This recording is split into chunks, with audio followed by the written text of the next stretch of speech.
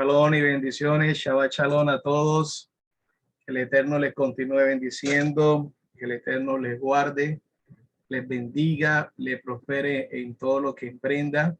Bendiciones a todos. Qué gusto nuevamente poder unirnos en compartir la palabra, compartir las instrucciones santas del Todopoderoso, del Padre Eterno.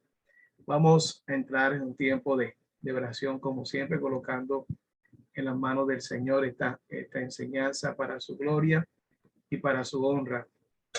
Vamos a orar. Padre, gracias por tu dulce amor, por tu bondad, por tu comprensión, Señor. Gracias por la oportunidad que nos brinda, Señor, de poder no acercarnos delante de tu presencia a través de nuestro Salvador, nuestro Ador, nuestro Señor Yeshua, Padre eterno. Gracias, Señor, porque tu santo y bendito Espíritu, tu Ruach HaKodesh, guía nuestra vida, guía nuestra alma, toma nuestro ser cada día más. Tu palabra dice, es necesario que yo me vaya para que venga el Paracleto, el Consolador, el Ruach HaKodesh, que os guiará a toda verdad. Gracias, Padre Celestial, porque tú nos permites reunirnos, Señor, nos permites congregarnos, Padre amado, a través de este medio, Señor Padre Celestial, en vivo y en directo. Tu palabra dice que donde hay 2 o 3 congregados en tu nombre, tú estás ahí con nosotros, Señor. Gracias, Padre Celestial, colocamos en tus manos nuestra vida, nuestra familia, Señor, delante de tu presencia, Padre Celestial.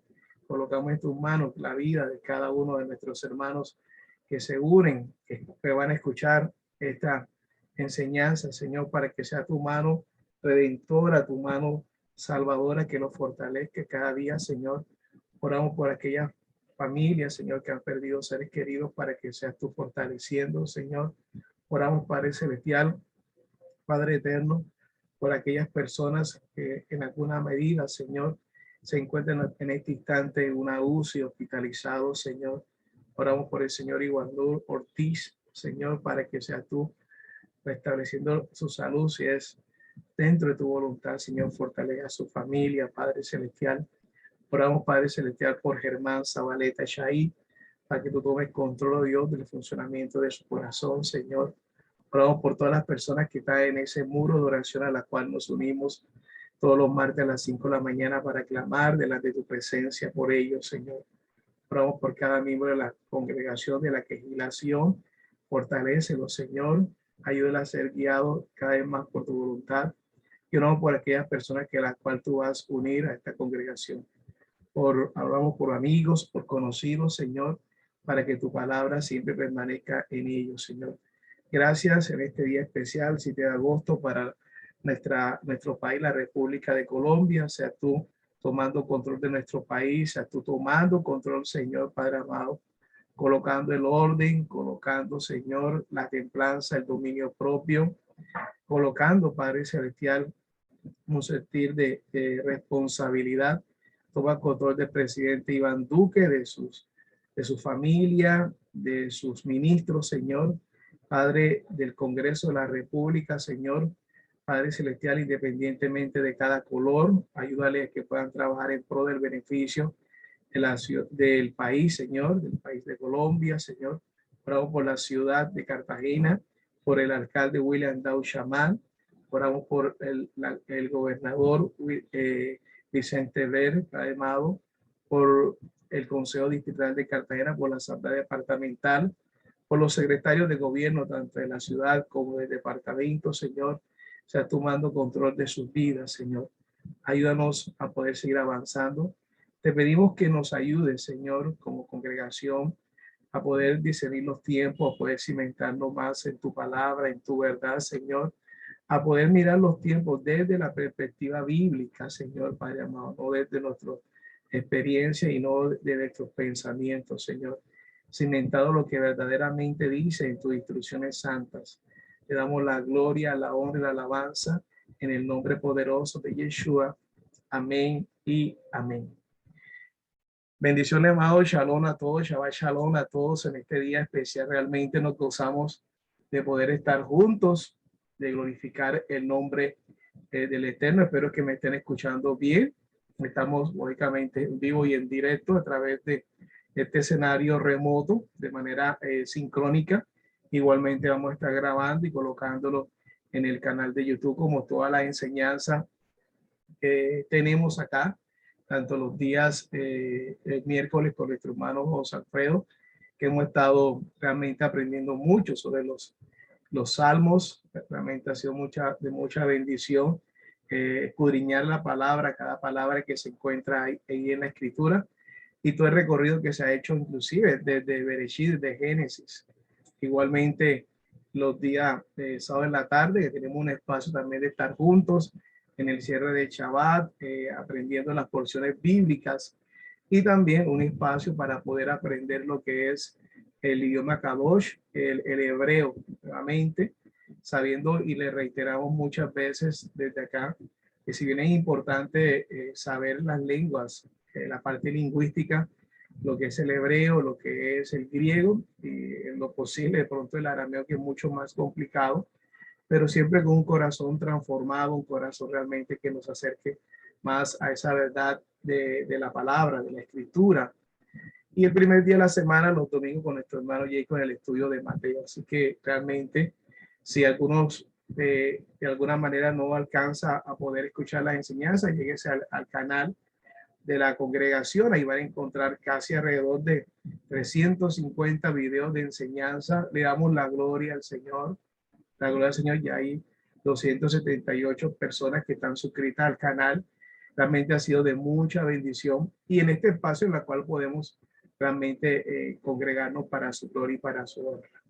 Bien, vamos a estar compartiendo la escritura. Voy a compartirle igualmente la presentación para ir estudiando paso a paso este tema tan importante para la gloria y honra del Padre Eterno. Así que a todos les reiteramos que el Eterno les continúe guardando y bendiciendo grandemente para su gloria y para su honra. Aquí entonces vamos a estar compartiéndole la presentación a cada uno de ustedes para que vayamos paso a paso haciendo el estudio respectivo. Sigamos orando, fortaleciéndonos en el Eterno, en el Señor.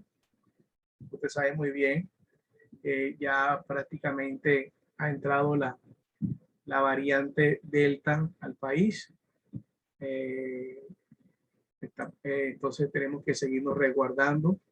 Sabemos, como de antemano, en nuestra lectura diaria, sabemos que así como muchos, en alguna manera, cuando niños de pronto recibieron algún tema de pronto de dosis, hay que seguir indagando sobre este virus del coronavirus, y sabemos que nuestra confianza está puesta en el Eterno, en el Señor. Así que hay que seguirse resguardando, cuidándose mucho más. La semana pasada estuvimos acompañando a dos familias en la muerte de dos seres queridos, muy importantes para ellos. Eso amerita que tenemos que estar todavía resguardándonos, independientemente de que hayan sido vacunados o no, y no entramos en esa controversia. Cada uno tendrá su apreciación y me imagino que tendrá su responsabilidad de cuidado, pero independientemente de eso tenemos que continuar con los protocolos respectivos para un tema de este contagio, porque aún la variante Delta es mucho más contagiosa para la humanidad. Así que con mucho cuidado y seguir avanzando para la gloria y honra del Padre Eterno. Bueno, ahí el tema se llama el amor de Adonai para su pueblo infiel. Está basado en la base bíblica, es Oseas capítulo 1 y capítulo 2. Esa es la base bíblica de nuestro estudio hoy del libro de Oseas o Oshia, como es en hebreo. Bien, vamos entonces a empezar para que esté completamente más claro. Bien, ahí vemos ya la presentación, espero que todos lo estén viendo bien. Ahí vemos la escritura en forma de un corazón.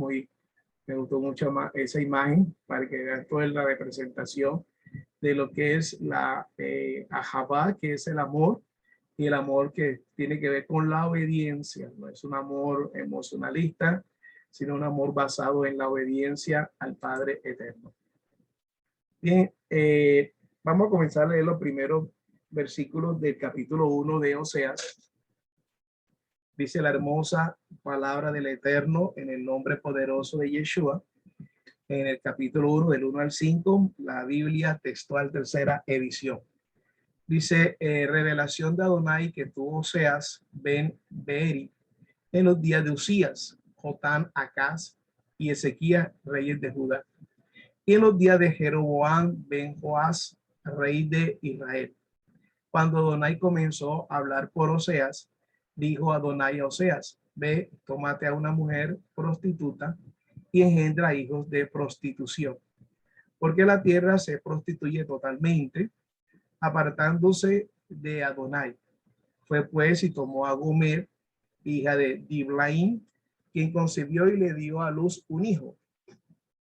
Adonai le dijo, ponle por nombre Jezreel, porque muy pronto visitaré la casa de Jehú por la sangre derramada en Jezreel, y haré cesar el reino de la casa de Israel. Y sucederá que en aquel día quebraré el arco de Israel en el valle de Jezreel. Amén. Padre, esta es tu palabra, Señor. Estas son tus instrucciones. Padre, te pedimos que nosotros como congregación, cada persona que le enseñe, venga con esa reverencia, con ese amor, con el deseo cada vez más de obedecerla, Señor. Gracias por mis hermanos que la escuchan. Ayúdale a ellos también, igualmente a mi vida, a poder caminar en tu voluntad, en el nombre poderoso de Yeshua. Amén y amén. Bien, amados, vamos a estar haciendo un recorrido muy interesante, realmente muy interesante sobre esto. Y a manera introductoria, vamos a ver lo del periodo. O sea, tuvo un periodo extenso de ministerio. O sea, es uno de los 12 llamados profetas menores. Hay 12 profetas menores, o le llaman los profetas, realmente los profetas. Son 12 precisamente, y hay 4 profetas mayores, ¿no? A los 4 profetas mayores que ustedes también conocen, eso está lógicamente Ezequiel, Daniel, Jeremías, Isaías. Entonces, todos los demás, los 12 son profetas menores.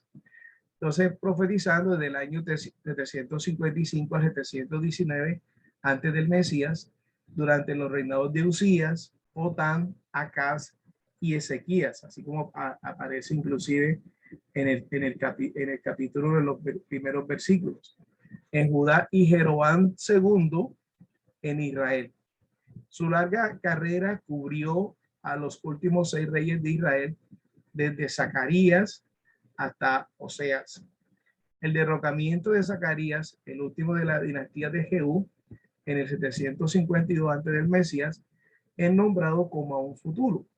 De esta manera siguió a la predicación de Amós en el norte y también fue un contemporáneo de Isaías y de Miqueas. Nos damos cuenta ahí, lógicamente, Oseas, más o menos en la época del mismo Isaías y de Miqueas, quienes profetizaron en Judá. En el segundo libro de Reyes 14:20 está la base bíblica, y en segundo de Crónicas 26:32, los capítulos 26 al capítulo 32. Reitan el periodo histórico del ministerio de Oseas. El autor, el libro de Oseas, es la única fuente de información acerca del autor. Poco se conoce de él, es el mismo libro, que es quien nos da una referencia biográfica del mismo Oseas. Entonces poco se conoce de él y aún menos acerca de su padre Berí.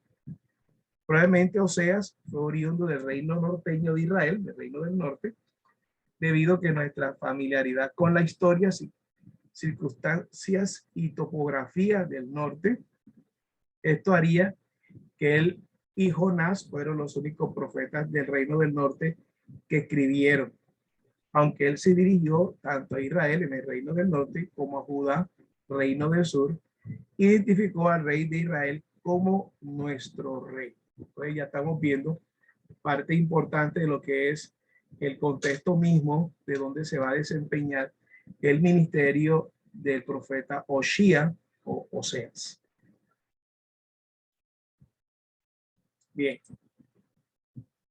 Lugar y fecha, Oseas o Oshía mejor, realmente, fue profeta del reino del norte. Es decir, usted sabe muy bien que después de Salomón, o Salomón, se divide Israel en el reino del norte y el reino del sur. Son digamos, una historia que vamos a estar continuamente repitiendo porque es una base fundamental en toda la alineación del texto bíblico y la interpretación misma de la escritura. El reino del norte, que mantuvo el nombre de Israel y cuya capital era Samaria, y el rey era Jeroboam. Y el reino del sur, que tomó dos tribus, Judá y Benjamín, y hacemos que Judá absorbe a Benjamín, y lo fue gobernado por Roboam, uno de los hijos de Salomón. De ahí viene todo este proceso del año 722. Asiria cautiva al reino del norte con las 10 tribus, pero ellos van, después Asiria intenta ir en contra del reino del sur, pero no lo logra porque el mismo Señor también defiende al reino del sur, a Judá, e inclusive ahí mueren más de 180,000 asirios. Entonces vemos ahí, habla del rey de Israel como nuestro rey. Su mensaje era para el reino norteño, con referencias ocasionales a Judá. Aproximadamente durante los últimos 40 años del reino de Israel, ahí le coloco en la presentación la lectura para que me vayan acompañando y vayan también asimilando todo el proceso de enseñanza y aprendizaje. Comenzó su ministerio cuando, bajo Jeroboam II, está en el cenit de su poder. Esto basado en el segundo libro de Reyes. Así pues, fue testigo de su vertiginosa caída. Fue contemporáneo menos de Amós y mayor de Isaías y Miqueas. Como niño pudo haber conocido a Jonás. Los reyes en cuyos días profetizó fueron Usías, Jotán, Acaz y Ezequías, reyes de Judá, y Jeroboam II de Israel. Los reyes mencionados en el primer capítulo, versículo 1 de Oseas, y que reinaron en Judá, son los mismos mencionados en el libro de Isaías. Jeroboam II vivió en el periodo entre 793 al 753 antes del Mesías. También se menciona en Amós, nos hace referencia a la caída final de Samaria, capital de Israel, que fue en el año 722 antes del Mesías, por lo que la conclusión general es que se escribió entre el año 755 y 725 antes del Mesías, por el hecho de que el libro no narra la caída del reino del norte. Entonces se prevé o se infiere de que los acontecimientos redactados fueron con anterioridad a esta caída del reino del norte por parte de Asiria. En los receptores se encontraron muchas respuestas a esta profecía de Oseas. Si continuamos leyendo este libro, podemos entender muy claramente que Elohim, que Dios está hablando a su pueblo, de su pueblo. O sea, se juntó con una mujer fornicaria llamada Gomer y con ella tuvo 3 hijos. El primer hijo se llamó Jezrael, que significa Dios siembra, y a la segunda, que fue una hija, le llamó Lo-Roama, que significa no digno de lástima o no compadecida. Y a su tercer hijo le llamó Lo-Amí, que significa no es mi gente o no es mi pueblo o no mi pueblo. Es decir, vemos ahí que tuvo 2 hijos y una hija, 2 varones y una hembrita, ¿verdad? Que es lo que tuvo, y todo eso va a reflejar en cierta medida lo que el Eterno ha vivido precisamente con su pueblo. Muy interesante todo esto que le toca vivir a Oseas, bastante fuerte, pero sin embargo es la manifestación que el Señor mismo ha venido viviendo con su pueblo. La motivación, unos 200 años antes de los días de Oseas, 10 de las 12 tribus se habían separado del reino davídico. O sea, vivió en la época precisamente en que ya estaban divididos y habían establecido un reino independiente, cuyo dios oficial era el becerro de oro. Usted sabe muy bien que el mismo Jeroboam colocó inclusive ciudades para adoración, y en esas ciudades colocó unos becerros de oro. Y en este plazo Dios había enviado a los profetas Elías, Eliseo, Amós y ahora a Oseas, Oshía, pero presentía de negarse a volver a Adonai y hacían más y más hondo las abominaciones de la idolatría. Tiene propósito de mostrarnos los pecados de Israel y el amor de Elohim. El resto del libro contiene denuncias contra el pueblo por su idolatría y su pecado.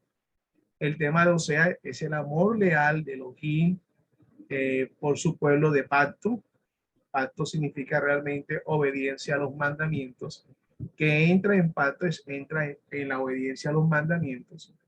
Yo no puedo decir que estoy en una iglesia de pacto cuando no obedezco ni las santas convocaciones ni el día Kadosh que el Señor estableció. No puedo decir realmente que estoy en pacto donde cuando no celebro estos Moadim y parte de esos mitzvot, a pesar de su idolatría. De esta manera, Oseas ha sido llamado el San Juan, el apóstol del amor, del el Tanakh, el Antiguo Testamento. El verdadero amor del Señor por su pueblo no tiene fin y no tolera rival alguno. El mensaje de Oseas contiene mucha condenación, tanto nacional como individual, pero al mismo tiempo él retrata incesantemente el amor de Elohim hacia su pueblo con emoción ferviente. Oshía fue instruido por Elohim a casarse con cierta mujer y experimentar con ello la vida doméstica, la cual era una dramatización del pecado o una vivencia del pecado e infidelidad de Israel. Lógicamente el Señor le dice que se case con Gomer, que Gomer significa realmente terminación, para que se vea reflejado en lo que Osea hace, lo que el Señor está sintiendo por su pueblo. Lógicamente, cuando él se casa con Gomer, Gomer todavía no es una mujer infiel, pero lo va a hacer. O sea, Dios habla ahí, lógicamente, un término que él va a experimentar. Es lo mismo, es decir, el Señor viene y hace pacto con Israel y después Israel se vuelve infiel. Lo mismo va a suceder con Gomer. Gomer en el momento de casarse no está practicando la infidelidad, pero la va a practicar y va a vivir el proceso que el Señor ha ido con su pueblo, el mismo Osea. O sea, fue impresionante. Entonces, cuando ustedes inclusive logran ver, hay algunos comentarios interesantes en torno a la escritura, donde eh, dicen muchos comentaristas que inclusive hablan de que los tres hijos que llega a tener Gomer son hijos del mismo adulterio. Es decir, y llega para darle una, redondear toda la idea y vean cuál es el asunto. El Señor le manda que se case con Gomer, que significa lógicamente terminación, o sea, la terminación que hace el Señor con su pueblo, donde ya le va a entregar ese get, esa carta de divorcio, pero ella logra tener tres hijos. Algunos comentaristas hablan de que son tres hijos producto del mismo adulterio, de la infidelidad que tiene Gomer. Esos tres hijos se quedan con Oseas, y vamos a ver el recorrido. Ella se va del lado de Oseas y se va con sus maridos, con sus amantes. Uno de sus amantes, ya al verla completamente, como decía uno, de manera respetuosa, desgastada de tanta infidelidad, la vende como esclava. Y el Señor le dice, manda llamar a Oseas para que Oseas la compre, para que Oseas compre a la mujer que lo ha abandonado, a la mujer que ha estado con diferentes maridos y que el último de los maridos inclusive la vendió como esclava porque ya estaba tan deteriorada, tristemente muy usada, producto de sus fornicaciones, de sus adulterios. Sin embargo, con todo y eso, el Señor le dice a Oseas que la compre y que si la ama, le manifieste su amor y le vuelva nuevamente a pedir que se vuelvan a casar y decirle que ella le sea fiel. Lo más impactante de la historia es que precisamente después de este proceso, según lo que uno ha indagado, consultado, leído a través de la escritura, Gomer comienza a serle fiel. Después de muchos años de infidelidad, de adulterio, y los nombres de los hijos van a representar todo el proceso. O sea que, o sea, es un libro tremendamente que marca lo que es el pasado, presente y el futuro del trato del Señor para con su pueblo escogido. Maravilloso realmente leerse, o sea, pero también uno mira lo que le tocó vivir Oseas, pero que a la vez también vivió el Señor para con su pueblo. Entonces vemos aquí, dicen que la vida al final matrimonial de Oseas y su esposa Gomer proveen la rica metáfora que aclara los temas del libro: pecado, juicio y amor perdonado. Pecado, juicio y amor perdonado. Esa es la dinámica que es muy importante mirarla en lo que vamos a aprender sobre estos dos primeros capítulos. Ya también hemos estudiado el capítulo 11, lo hicimos en otro Shabbat, también lo hemos hecho. Vamos a estudiar los dos primeros capítulos.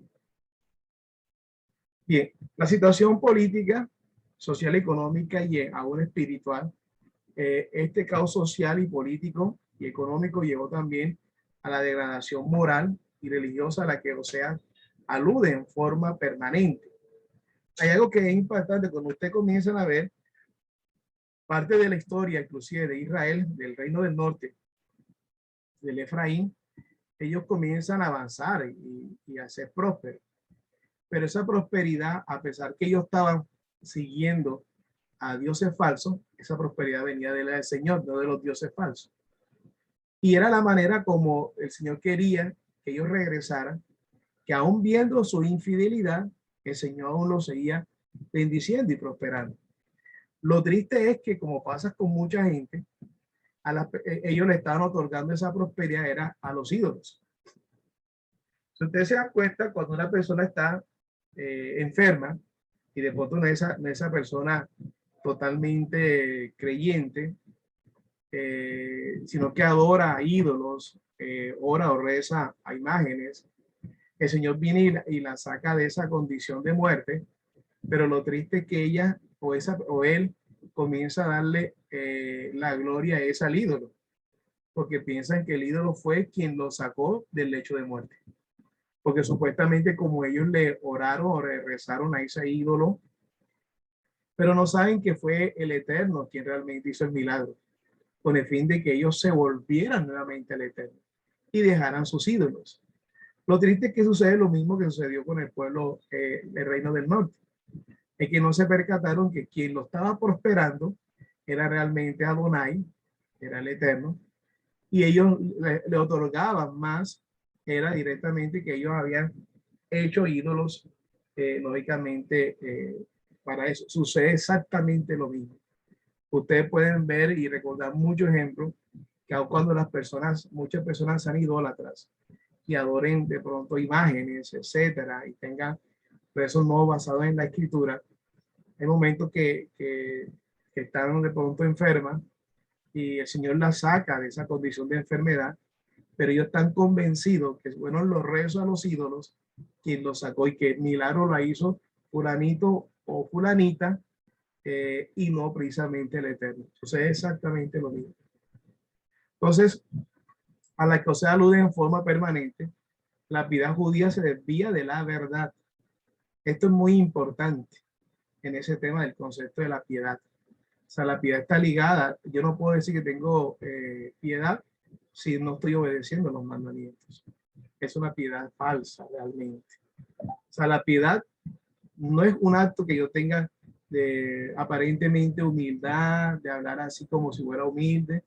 La piedad está ligada realmente a la obediencia. Porque hay personas que pueden hablar aparentemente calmada y muestra, entre comillas, una humildad o una aparente piedad, pero no es nada de piedad. Entonces uno a veces tiene que discernir realmente, e inclusive le hablan a uno en diminutivo, haciéndonos como que engañar que tienen piedad o que tienen humildad.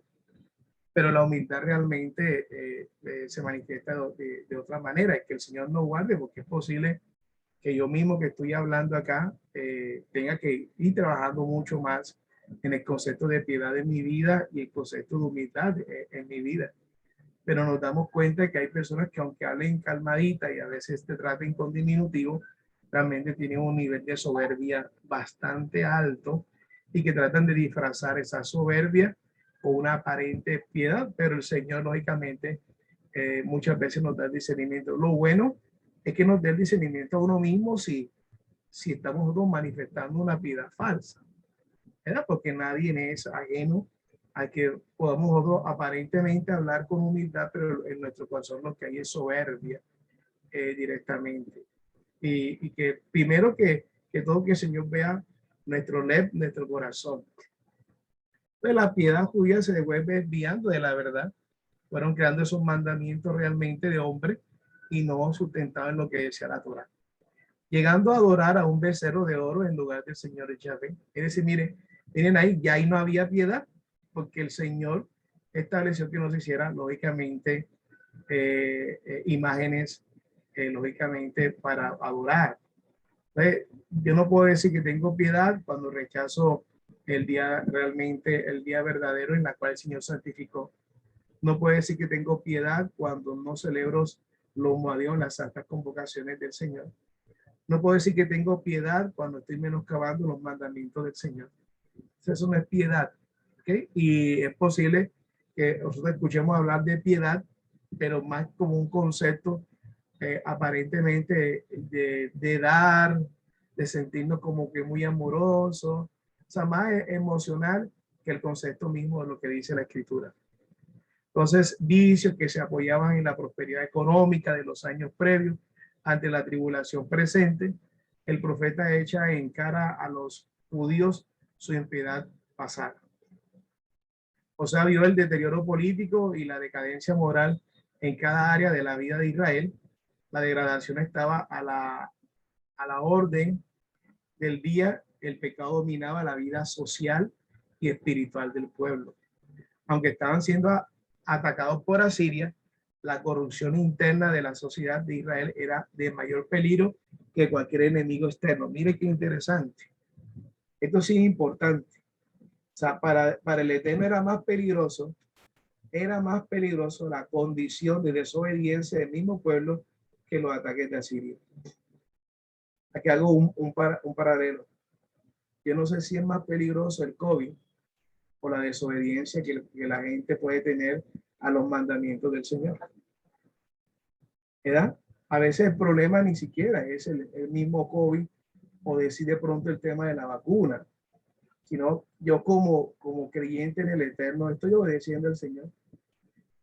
¿Ya? Eso es lo que debe reiterarme. Yo no puedo sacar los textos del contexto para poder justificar una posición que debe ser personal, porque es un error hermenéutico, que muchas veces tratamos de utilizar unos textos para reafirmar una posición personal acerca de un concepto social o biológico. Y eso es triste cuando uno ve personas defendiendo su posición utilizando un texto bíblico para manipular un concepto.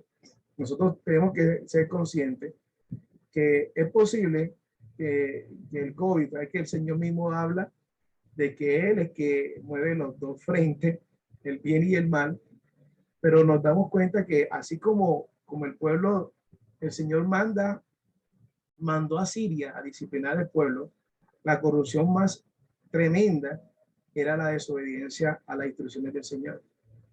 Independientemente de lo que las personas puedan creer del COVID, aunque ya podemos tener como más de 20 textos bíblicos que el Señor es que realmente realiza todas las cosas. En Isaías lo dice claramente lo que hace el Señor, el Deuteronomio, que Él es que crea todo.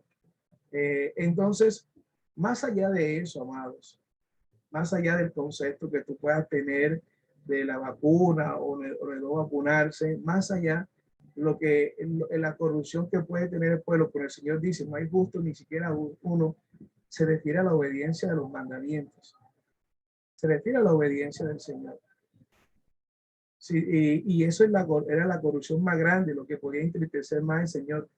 El Señor mismo mandó a Siria, el Señor mismo mandó a Babilonia. El Señor mismo mandó también a los medo persas, a Ciro. Pero ¿cuál es el trasfondo de todo esto? La corrupción interna de la sociedad de Israel. ¿Y qué es la corrupción? La corrupción, la transgresión de la Torá. Y ese es el mayor de los peligros que cualquier enemigo externo. De pronto el enemigo puede ser el COVID, de pronto para ti el enemigo puede ser hasta la vacuna o no la vacuna, pero el enemigo más fuerte es cuando nosotros desobedecemos las instrucciones del Señor, los mandamientos.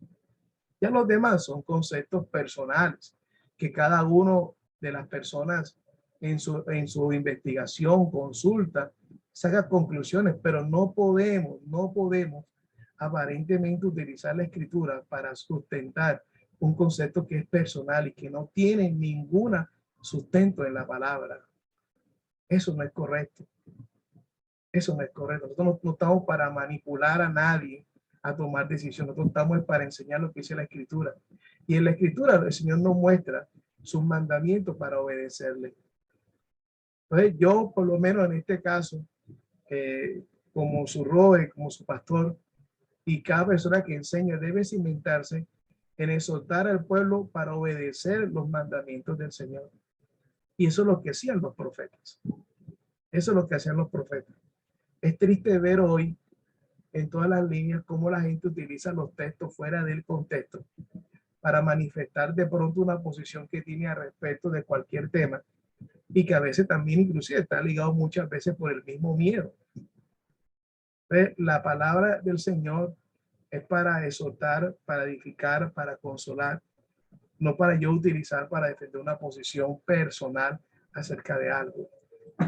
No hagamos eso nunca, no lo hagamos eso nunca. Y si yo lo he hecho hoy, le pido al Señor perdón, sino que cimentemos la palabra en lo que dice, los mandamientos del Señor, nada más. Ya, porque así hace mucha gente. Se supone que nosotros estamos ya en el camino de la Torá. No podemos seguir utilizando lo que hacía la gente anterior, que utilizar los textos fuera del contexto para cimentar una posición. Por lo menos hoy yo les exhorto a ustedes con amor, no hagan eso, por favor, no hagan eso, porque eso realmente está mal delante del Padre Celestial. No busquen revelaciones de texto donde no lo hay, por lo menos desde mi perspectiva no lo hay, y que el Señor me ayude a mí también a no utilizar los textos en algo que no tiene nada que ver en ese sentido, buscando y acelerando una revelación que no lo es. El Señor dice, lógicamente, que su pueblo entre en pacto y en pacto de obediencia. Y para eso aprendimos, o por lo menos hicimos recorrido de los 613 mandamientos. Y usted inclusive, algunos con otros hermanos, con otros moré, también lo ven y lo estudian. Y ustedes se dan cuenta que ninguno de los mandamientos habla de muchas cosas que hoy en día la gente está otorgando en algunos versículos bíblicos. No lo hagan, realmente, no lo hagan. Ya, de pronto que el mismo Padre me ayude a mí y lo ayude a ustedes a no utilizar estos textos solamente por mi beneficio personal y tratar de manipular conceptos que no es. Aquí la manipulación no es de Dios, no es de Dios. Así que utilicemos los textos desde su contexto y a lo que realmente se refiere. Seguramente habrá probabilidad de que nos equivoquemos, seguramente, porque no tenemos realmente el conocimiento de la verdad absoluto. Tenemos la verdad que es Yeshua en nuestra vida a través de su Santo Espíritu, pero no utilicemos eso. Por lo menos es desagradable verlo aquí directamente en la congregación que se supone que estamos alimentándonos con la verdadera instrucción santa para regresar a los viejos rudimentos de malas interpretaciones bíblicas del pasado, ¿no? Eso se hacía antes, que la gente utilizaba partecitas de los textos bíblicos para cimentar de manera sutil su posición o sus miedos en contra de algo. No lo hagamos, hermano.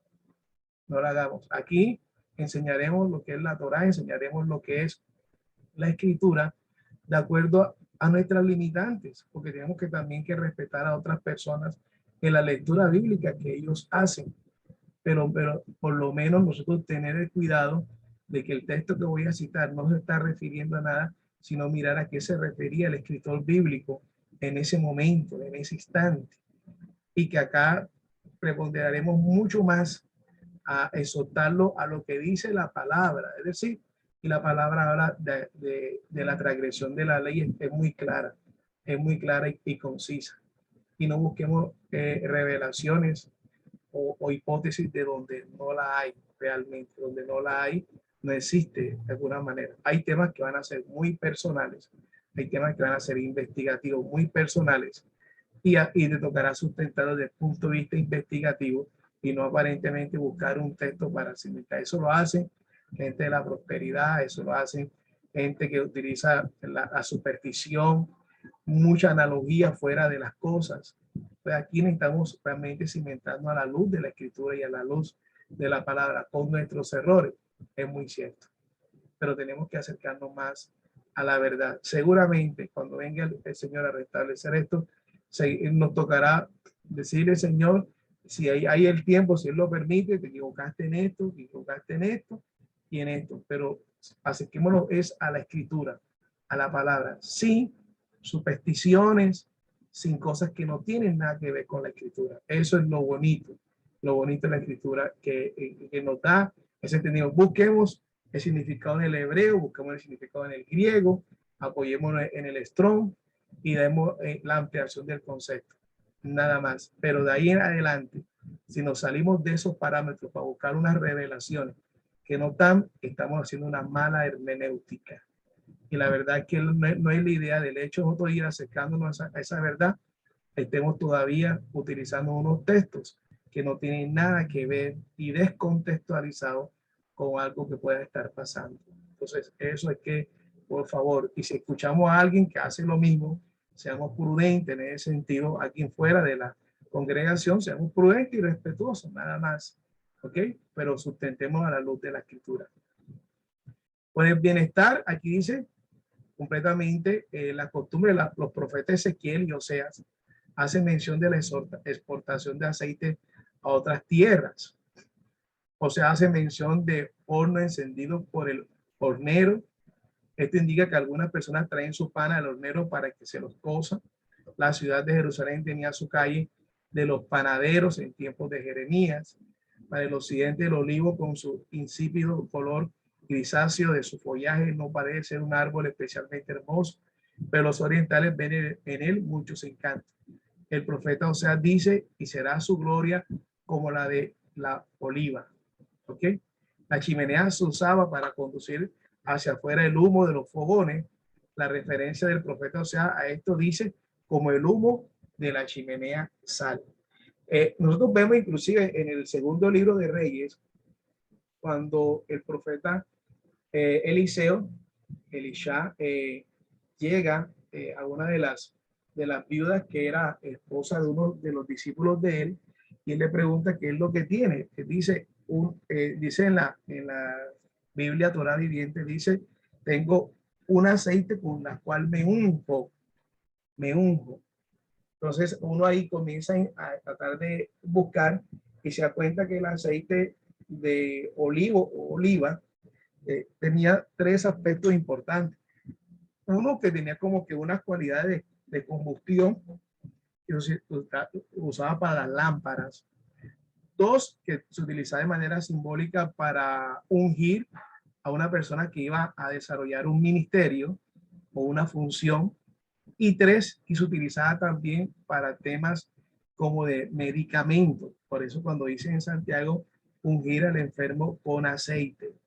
Pues nos damos cuenta que ese concepto a veces las personas lo utilizaban para ungir de pronto como si fuera un ungüento por alguna condición de tipo de enfermedad. Esto nos damos cuenta que el mismo Señor desde hace mucho tiempo utilizó lo que era la parte de las plantas, la parte natural, para que nosotros podamos contrarrestar nuestras enfermedades. Aquí podemos nosotros ahí sí ver que de pronto personas que pueden utilizar algún tema de medicamento natural, en el sentido si quiere fortalecer su sistema inmunológico, si quiere mejorar alguna condición patológica y que esté basado lógicamente en las matas sin que no exista algún tema de rezo o cosas así extrañas, porque inclusive vemos que había propiedades curativas y existen muchas propiedades curativas en este tipo. Una cosa es, como dice por ahí la gente, el yepatero, el que comienza a hacer rezos con las manos, y otra cosa es la propiedad curativa que tiene muchas de estos, la naturaleza en sí que el Señor mismo nos entregó, nos otorgó. Y entre eso lo que representaba el aceite de olivo o el aceite de oliva, todo lo que habla inclusive en Oseas. Con el bienestar conseguido en tiempos de Jeroboam II, las costumbres se relajaron y el culto carismático, el culto cismático, dice aquí por lo menos lo que dice la escritura de manera clara, de Yahvé sufrió profundas infiltraciones idolátricas, con lo que surgió una religión sincretista, o bien importante, ya usted sabe el concepto de sincretismo, es la mezcla de diferentes tipos de creencias y adoración. Contra lo que luchó denodadamente el profeta, el culto oficial del Estado se centraba en la adoración del becerro de oro, representación sensible de Yahvé, lo que era un primer paso para la idolatría a la que era tan propenso el pueblo hebreo. Era muy propenso. Entonces, vemos ahí temas que son muy interesantes, que nos toca ir, lógicamente, cimentando a través de la luz de la escritura.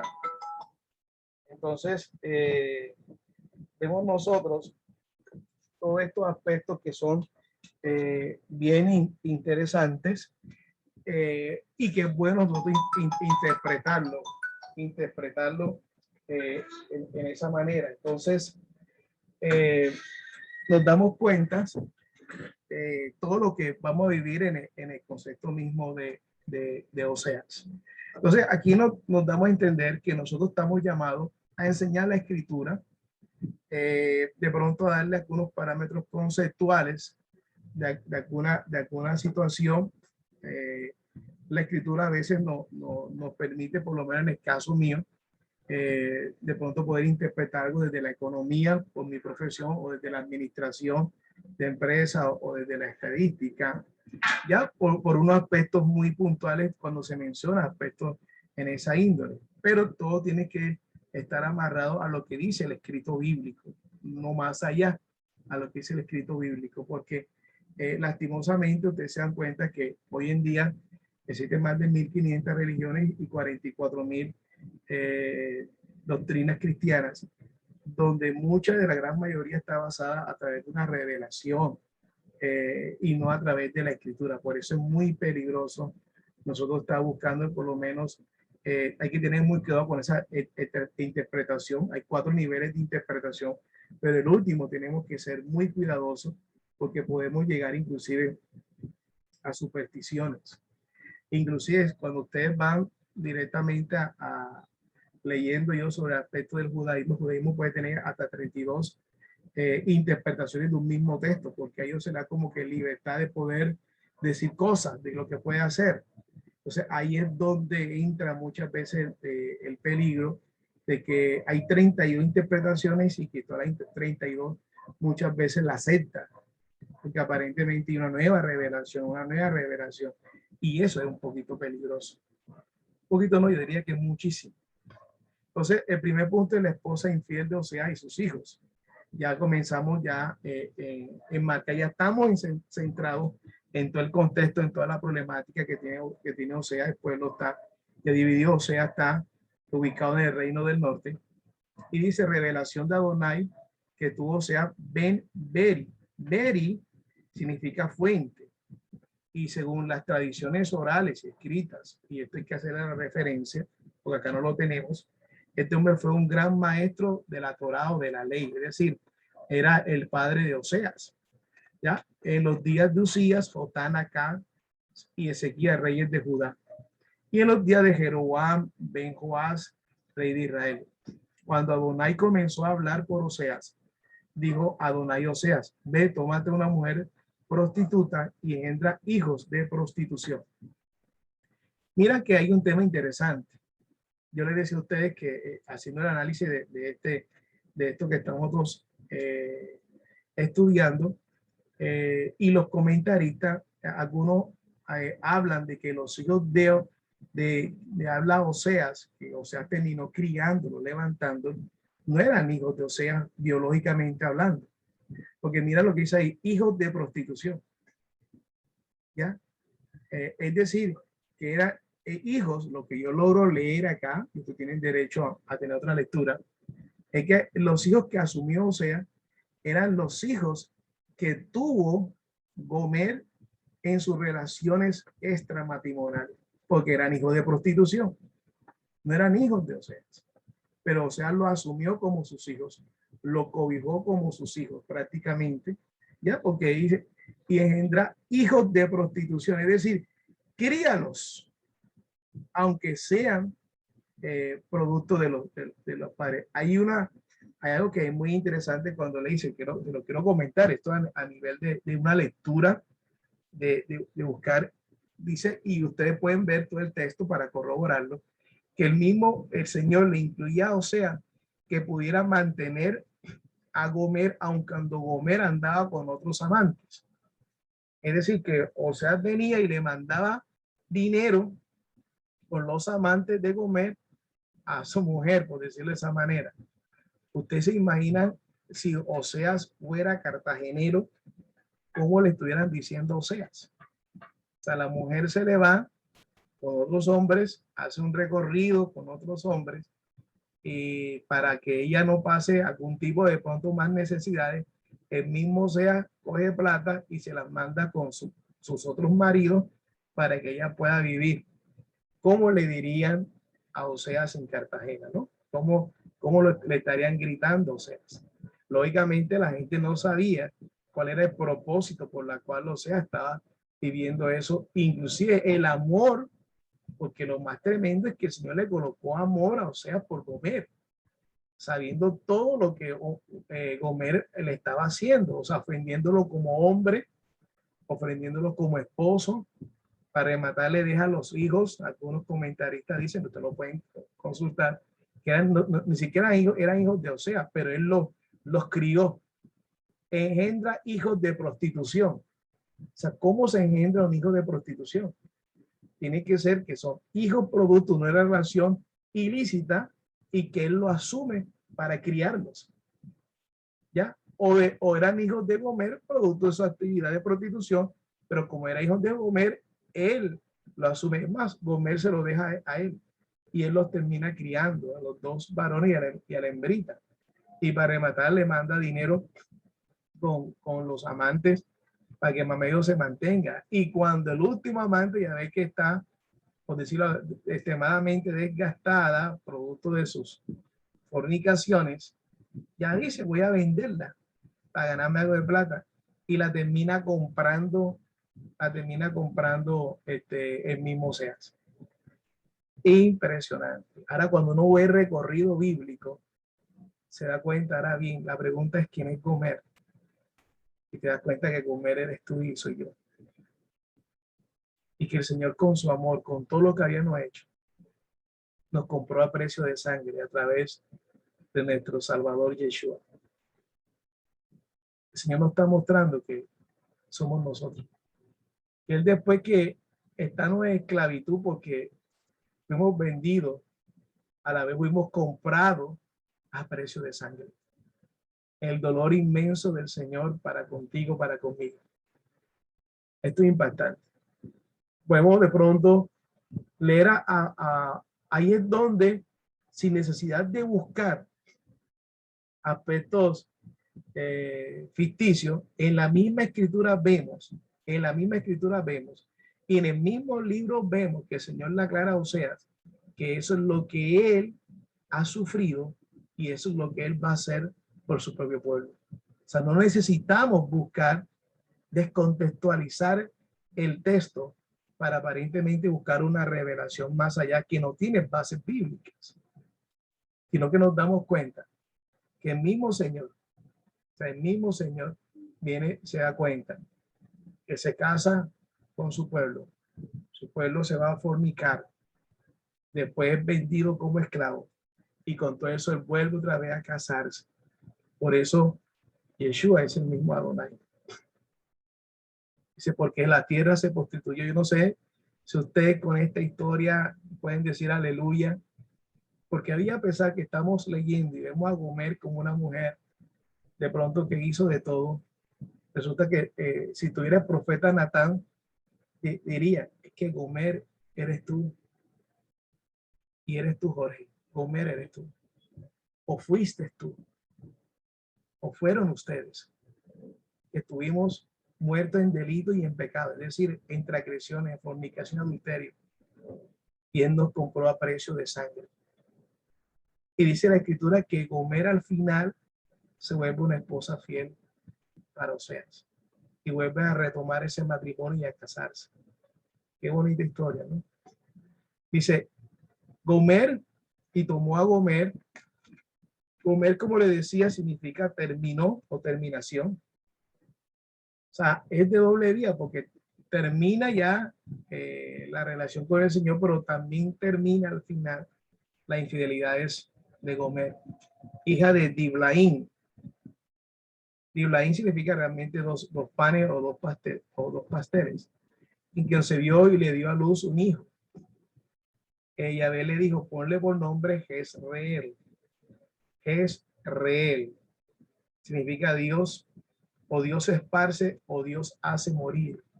Ahí, porque muy pronto visitaré la casa de Jehú por la sangre derramada en Jezreel y haré cesar el reino de la casa de Israel. Y sucederá que en aquel día quebraré el arco de Israel en el valle de Jezreel. De nuevo concibió y dio a luz una hija y le dijo, ponle por nombre Lo Ruama.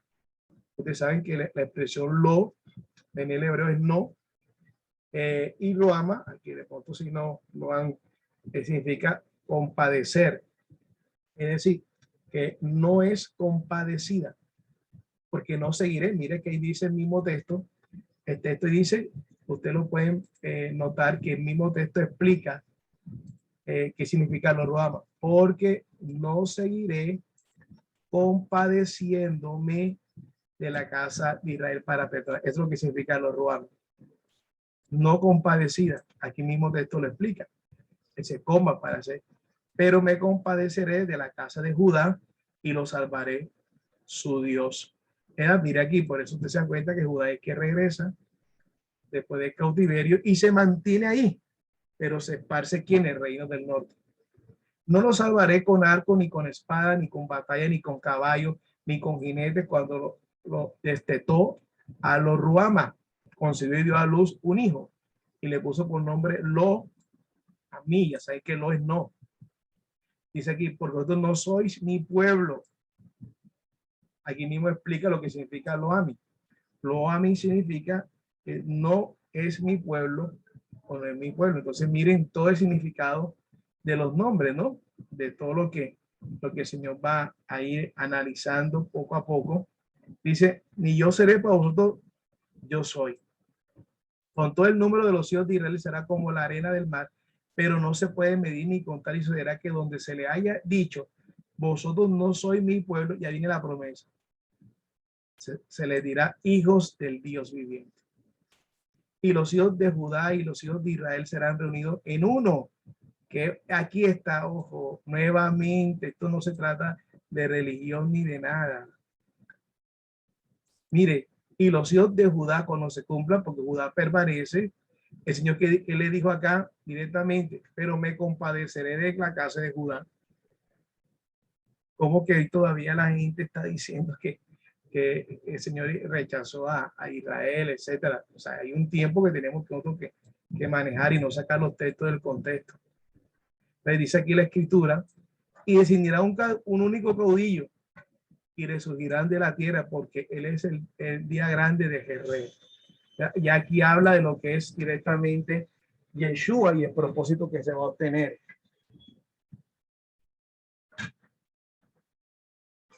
Es algo maravilloso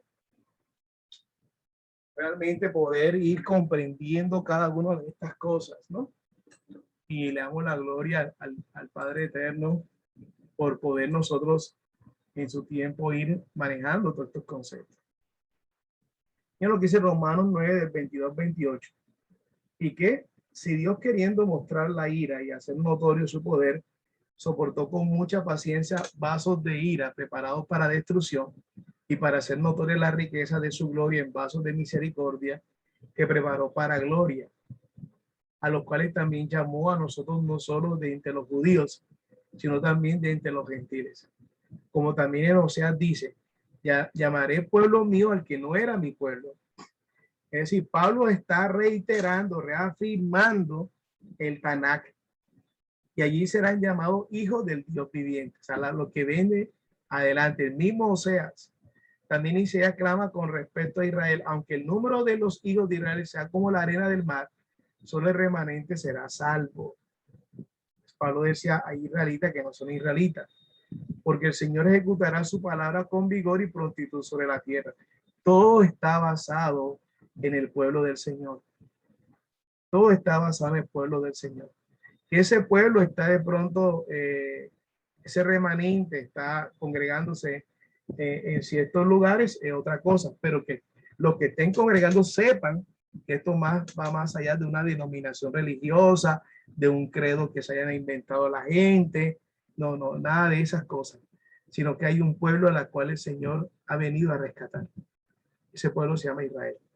Lógicamente no es el Estado moderno de Israel, sino el Israel bíblico, no el Israel espiritual. El Israel bíblico que está disperso entre las naciones, pero que mantiene todavía, el Señor ha cuidado lo que es directamente la casa de Judá.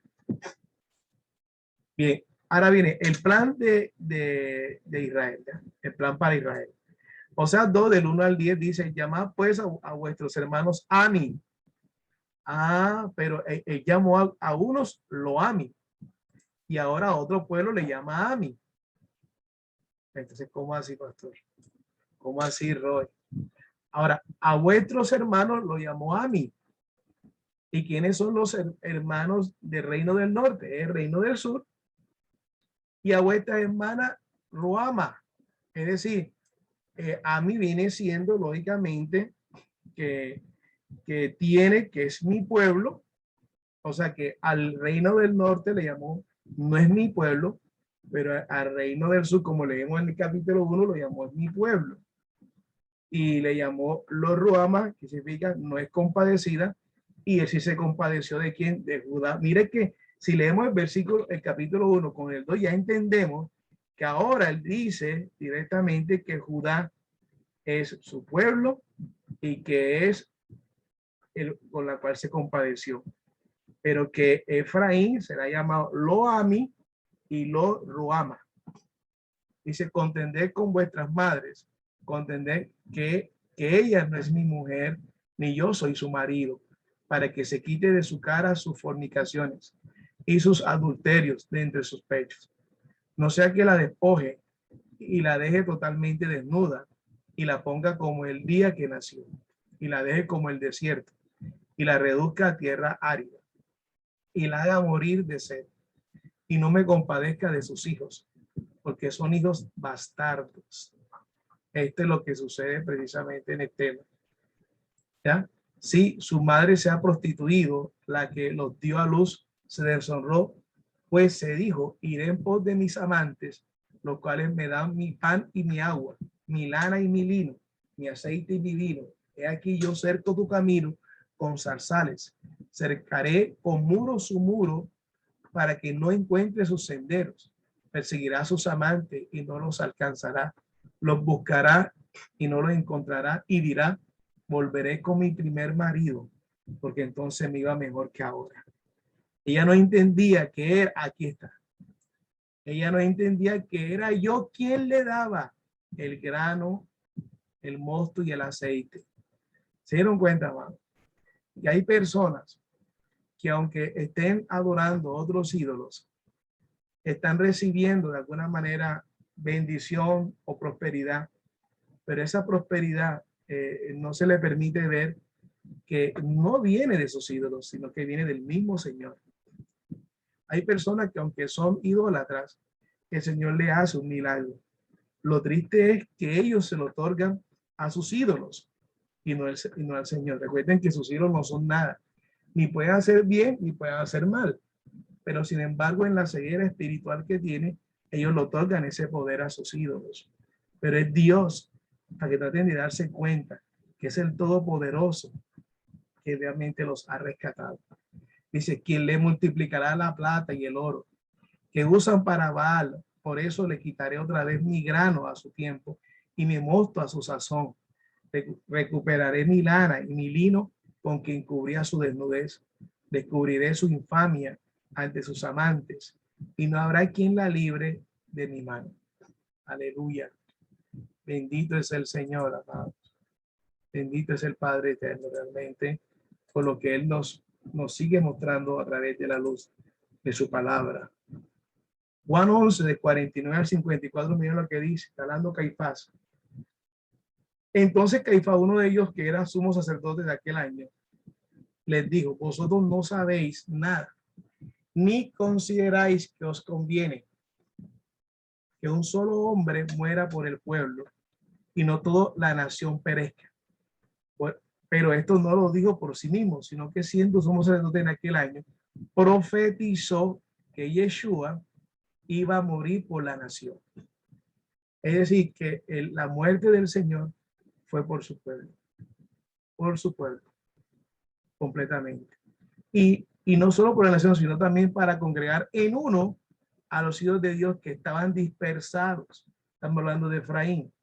Desde aquel día, pues, tomaron un acuerdo para que lo mataran, por lo que Yeshua ya no andaba abiertamente entre los judíos, sino que de allí se fue a la región cercana al desierto, a una ciudad llamada como Efraín. Ya los judíos estaban ahí, como lo había, lógicamente, había sido tenido, digamos, se había compadecido de ellos. Ahora iba a su propósito a buscar a Efraín. Y allí permaneció con los discípulos. El número 33, de 55 a 56 dice, pero si no expulsáis de delante de vosotros a los habitantes del país, sucederá que los que de ellos hayáis dejado vendrán a ser como aguijones en vuestros ojos y como espina en vuestros costados, y os acosarán en la tierra donde habitéis. Y resultará que os trataré a vosotros como había decidido tratarlos a ellos. Mira lo tremendo. La espina viene siendo referente a quién, al pueblo que el Señor iba a escoger para tratar directamente al pueblo de Israel. O sea, 2 del 11 al 23 dice, quisiera, por fin a todos pondré fin a todo su alborozo, a sus fiestas, sus novilinios y sus chabatot. Mira qué interesante. Esto, si no lo interpretamos adecuadamente, podemos de alguna manera mirar de manera incorrecta la interpretación bíblica. ¿Por qué? Porque nos estamos dando cuenta que aquí se refiere a un pueblo que está alejado del Señor y mantiene una costumbre, pero no una comunión. Y no una comunión. Esto es interesante, amados. Y le hemos dicho nosotros, de alguna manera, podemos celebrar lo que son las santas convocaciones. Pero el hecho de celebrarla, tenemos que mirar nuestro corazón delante del Señor. ¿Cómo está nuestro corazón? ¿Cómo están nuestros labios? ¿Cómo están nuestros ojos? Estamos murmurando, ¿ya? Porque si bien tú puedes decir, estoy guardando el Shabbat, si bien estoy guardando las fiestas bíblicas o las santas convocaciones, pero también tenemos que tener un corazón transformado delante del Padre. Porque no solamente es conocerlo, sino cómo lo estamos haciendo delante del Señor. ¿Cuál es mi intención, la intención de mi corazón? ¿Cuáles son mis propósitos directamente? Puedo estar entregando las ofrendas, como dice la Escritura, de pronto para apoyar a mi congregación. Puedo estar honrando al Roe, como dice la palabra directamente. Pero también hay muchas cosas que el Señor está viendo en nuestro corazón. Un corazón transformado realmente. Entonces, por eso nosotros tenemos que ir más allá de solamente celebrar las santas convocaciones. No es un lugar para decir, es que es bonito, no, ¿cómo vas? Yo siempre he dicho a usted, y usted lo sabe, ¿no? Que me gustaría invitar a fulanito, está bueno, prepáralo con anticipación para que él pueda darse cuenta del valor de cómo entramos nosotros delante de la presencia del Padre. Aquí a veces la gente discute, puede ser, no, si está circuncidado, si tal cosa, pero hay gente que está circuncidada, va a la fiesta, pero tiene la lengua más larga que el que no está circuncidado. A veces somos como hipócritas en ese sentido, ¿no? Somos muy hipócritas a veces, entonces tenemos que darnos cuenta que hay que valorar si las cosas del Señor, es muy cierto, pero también tengo que verme cómo estoy yo, cuáles son mis actitudes, cuál es mi comportamiento. ¿Genero discordia entre la congregación o genero unidad? ¿O genero de alguna manera un tiempo para respetar con pensamiento crítico a los demás? Eso me va llevando a una madurez en todo el sentido de la palabra. Y el Señor aquí lo reitera. Dice, y a todas sus solemnidades, claro, arrasaré. Mira, si alguien lo saca del contexto, puede creer que ya el Señor eliminó la fiesta, eliminó inclusive lo rojo de Esh, eliminó el Shabbat, pero no es así, sino que lógicamente lo rechaza porque están todavía, imagínate, hacían de pronto fiesta teniendo imágenes, hacía rojo de haciéndole sacrificio a ídolos. O sea, una mezcla de sincretismo enorme. Eso es lo que tenemos que interpretar. Dice, arrasaré su vid y su higuera de los que decían son mi paga. Me la dieron mis amantes, las convertiré en matorrales y las comerán las bestias del campo. La castigaré por los días dedicados a los Baales, a los cuales les quemaba incienso y adornándose por arete y gargantillas. Iba en pos de sus amantes y se olvidaba de mí, dice Adonai. Por tanto, yo la atraeré y la conduciré al desierto y le hablaré a su corazón. Allí le daré sus viñas y el valle de Acor como puerta de esperanza. Allí me responderá como en su juventud, como cuando salió de Egipto. Y sucederá en aquel día, dice Adonai, tú me llamarás Ichi o Ishi, que quiere decir mi marido, y ya no me llamarás Baali, que quiere decir que quiere decir Señor. Pues quitaré de su boca los nombres de los Baales, y sus nombres no serán más invocados. Pactaré a favor de ellos un pacto con las bestias salvajes, con las aves de los cielos y con los reptiles de la tierra. Romperé el arco, la espada y las batallas de la tierra, y haré que reposen seguros. Te desposaré conmigo para siempre, te desposaré conmigo en justicia y derecho, en benignidad y en gran misericordia. Te desposaré conmigo en fidelidad, y tú conocerás a Adonai.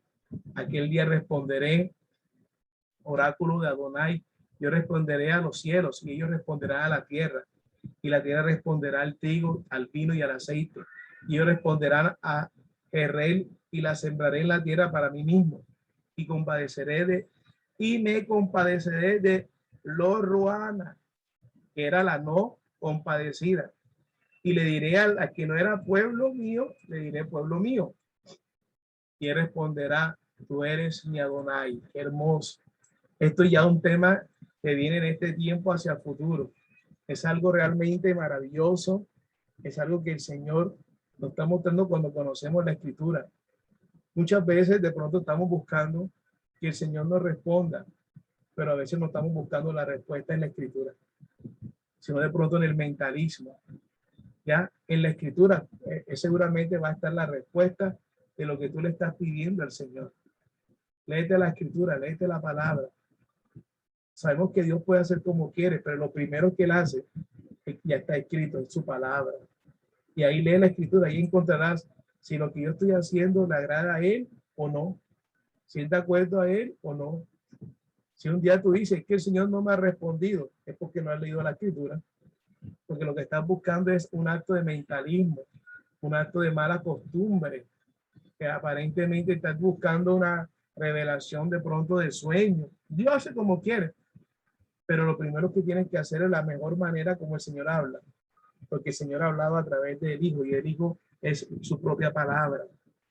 Entonces busca la palabra si quieres que el Señor te hable.